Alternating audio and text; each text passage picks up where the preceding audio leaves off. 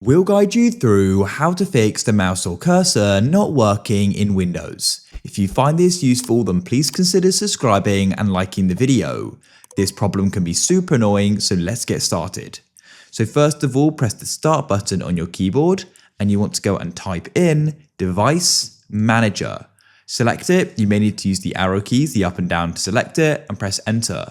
This will go and open up Device Manager. Press the Tab key on your keyboard and you can then use your arrow keys and you need to go and press down to Mice and Other Pointing Devices.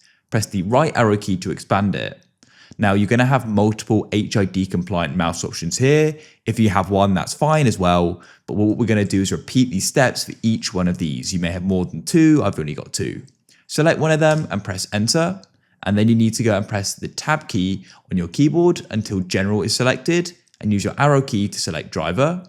Then press Tab again. Then what you need to do is press Tab to select Uninstall Device and press Enter. Press Enter again to confirm your decision and you've uninstalled it.